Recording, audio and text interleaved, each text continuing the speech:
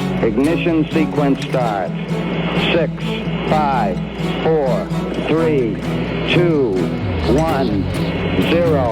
Liftoff. We have a liftoff.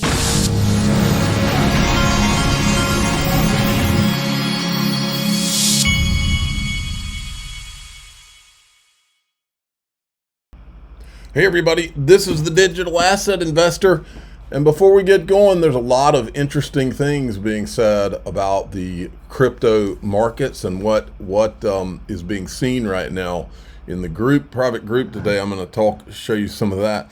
But if you'd want to join the group, you can go to daixrp.com to join through the Patreon, or you can click the join button right down here below any of my YouTube videos if you'd prefer to join through YouTube.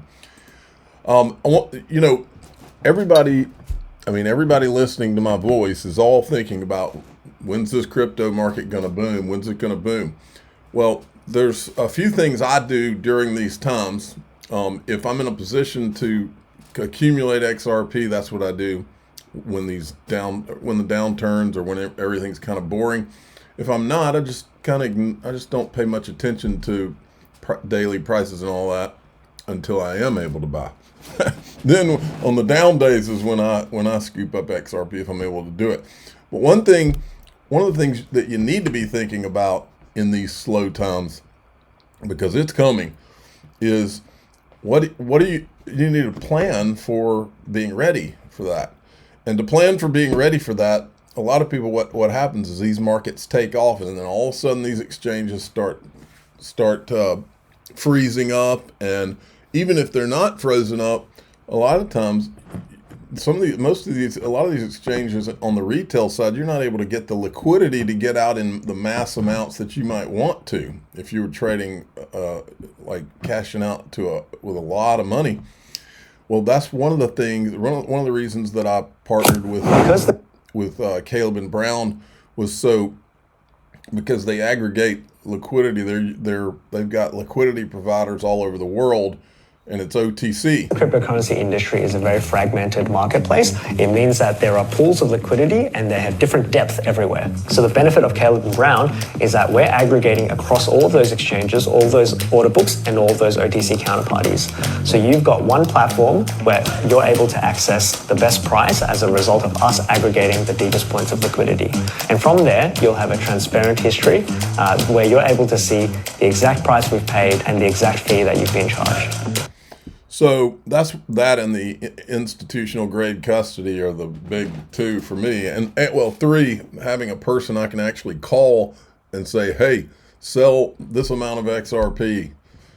That's what I have with Caleb and Brown. Now, I made it easy for you. There's two ways. There's a link in the top of the description that will take you straight to my page here on Caleb and Brown. Or you can go to xrpwealth589.com.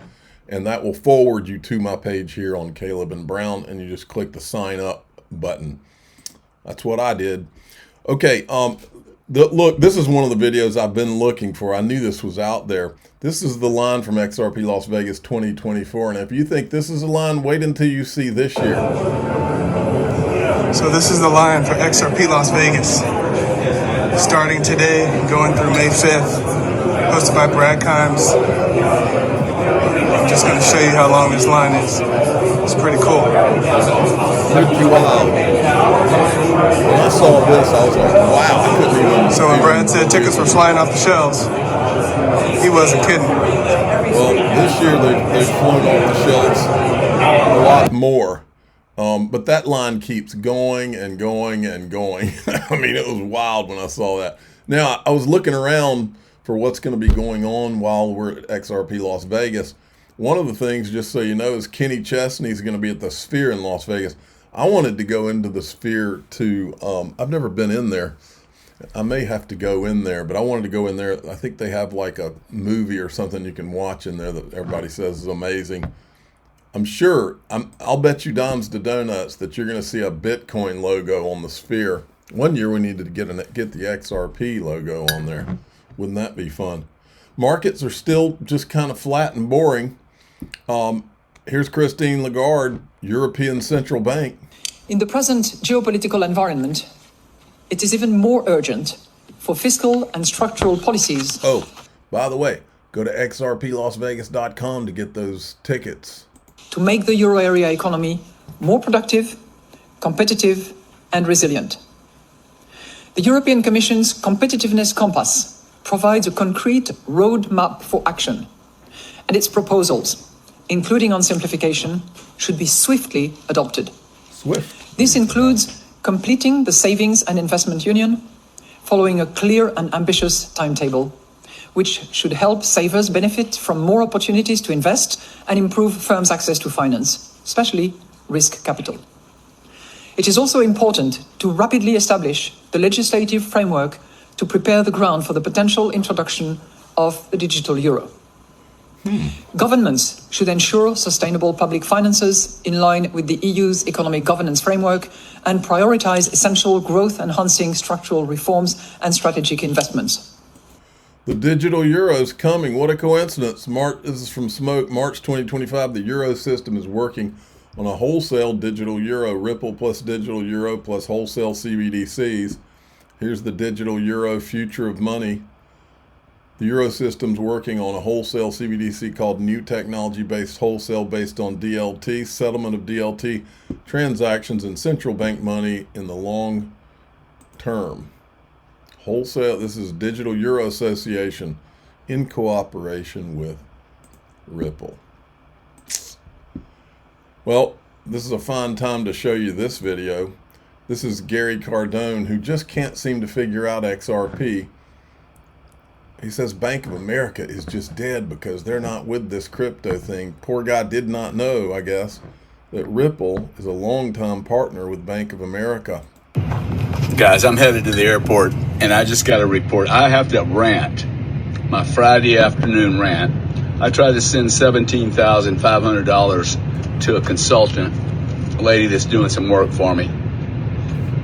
Instead of doing 2 checks of $8,000 or wires, I just combined them, sent them to Bank of America, her bank. By the way, it's not Bank of America. It must be Bank of Poland or Israel, because they rejected, seriously, okay, from my automated account that, take my hat off to BB&T, to Truist, who I was doing this with. We did just fine. They set me up for my own personal capability to wire. Bank of America rejects not 1, not 2, but 3 wires, domestic wires. They rejected twice for names that were evidently incorrect, even though they knew exactly who I was talking about. And then when I did correct it, they then rejected that one. This is the U.S. banking system. It is so awesome. You wonder why crypto is going to just rip the heads off the legacy world. It's because of this kind of crap. Literally spent 45 minutes of my life today, and I still have to do it again probably Sunday or Monday because it didn't go through. Guys, have a great weekend. I'm just bitching about some. I mean, we've been covering what Ripple's been doing with cross-border payments for years now, and this guy, all he can figure out is the investment thesis in Bitcoin. That's how you know that these guys are fearful of what XRP can do. Look at this. I don't understand why it's partisan. Being against Bitcoin is like being against cell phones. It's like being against AI. It's like and I said being for Bitcoin but against XRP is like being for flip phones but against iPhones. It's so true. Now, crazy Michael Saylor is at it again. This is the man who has created this whole narrative that it's a good idea to borrow money to buy Bitcoin. Borrowing money, using leverage to buy crypto, is a dangerous game. Nobody should do it, especially not companies. This could put all kinds of companies in jeopardy, because even if Bitcoin goes up over the long haul, the short-term crashes in Bitcoin could destroy a company or a person financially. It's completely crazy. I don't know why nobody calls him out on that. I'm showing you how to build a 100-story building using steel which is Bitcoin, a digital scarcity. To equate Ethereum and Solana to Bitcoin is like equating balsa wood and clay bricks to steel. And yeah, you can also lever them, but you can lever balsa wood, but levering, you can build lots of things that are steel containers and you can use rubber bands, but it's not the same thing. So there's a reason that securities law prohibits public companies from capitalizing on securities. And the reason is because you can lever a security at 100 to 1. And so if I actually issued 1% of the float of a security, I could take $10 million and create a $10 billion market cap company.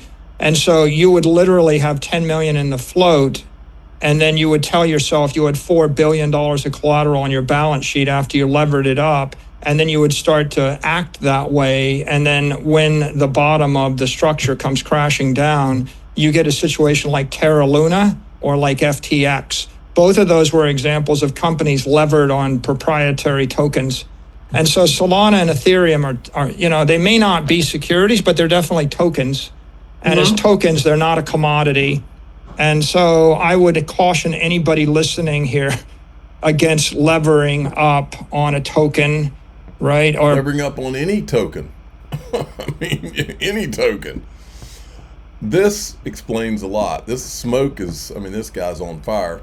This explains a lot. Department of Homeland Security, it's more likely that that in the near future, a mechanism like Ripple will be used to access US dollars instead of Bitcoin. This is from a document, December 31st, 2014, for Homeland Security, risks and threats of cryptocurrencies. Right there it is. However, the US dollar is still widely accepted as the world's reserve currency. It's more likely that in the near future, a currency-agnostic P2P payment transfer mechanism like Ripple will be used to access US dollars instead of a cryptocurrency like Bitcoin.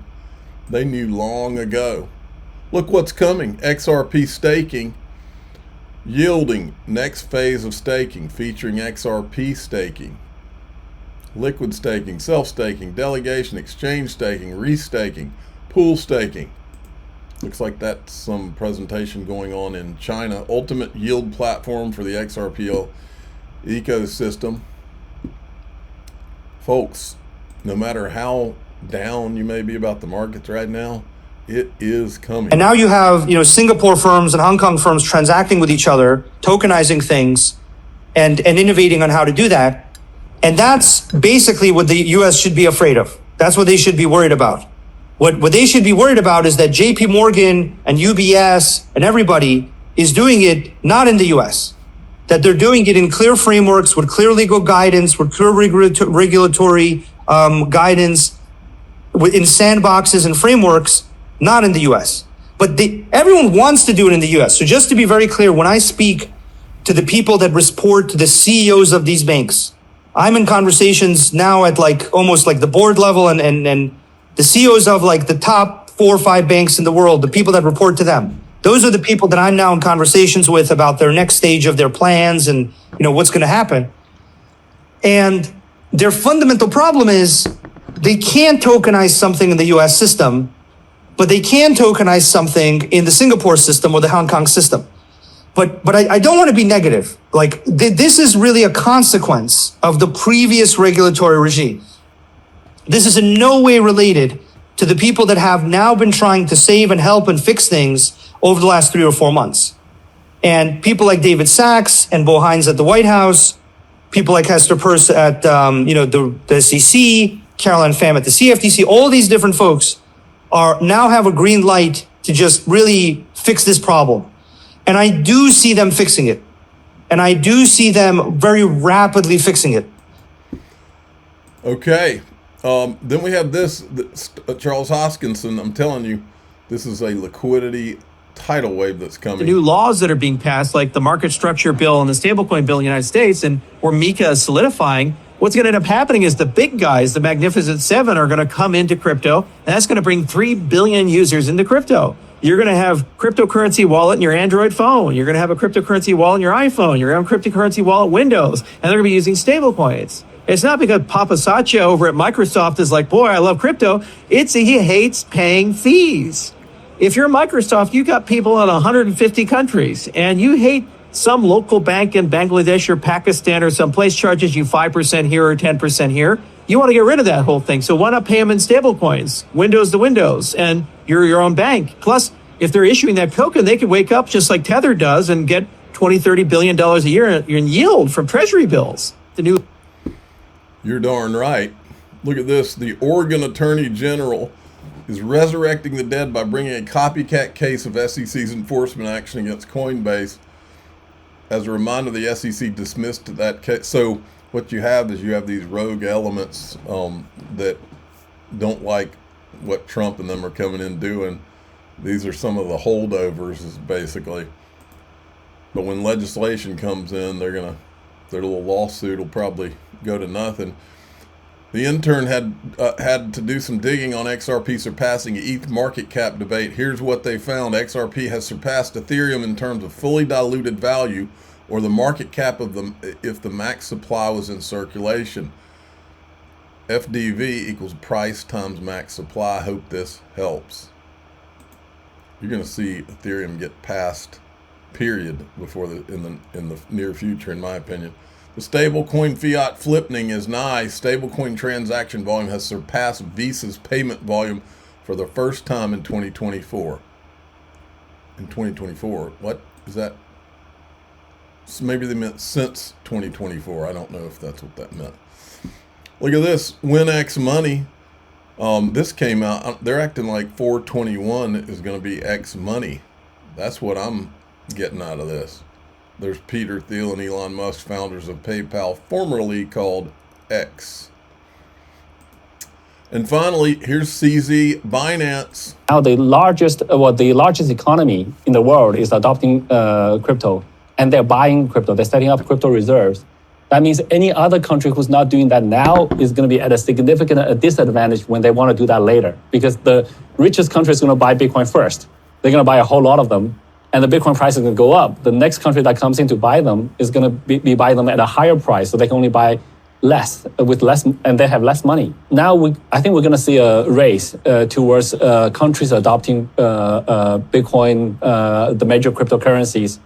That it's good for the crypto industry as a whole, but with some logic, like a lot of the retail smaller guys will be left even further behind. Okay, we're going to go into the group and talk about apparently the chart. Some of the chart guys have woken up and they see something coming now. So we're going to talk about that and what's going on with liquidity in the markets and all of that. If you want to join, go to DAIXRP.com, or you can click to join through the Patreon, or you can click below this video, the join button, to join through YouTube. Same group, you get the extended videos with no commercials. Go check it out. I'm the digital asset investor. I'm not an investment advisor. This is for entertainment purposes only. Please subscribe, hit the like button, tell your friends and family. Here we go.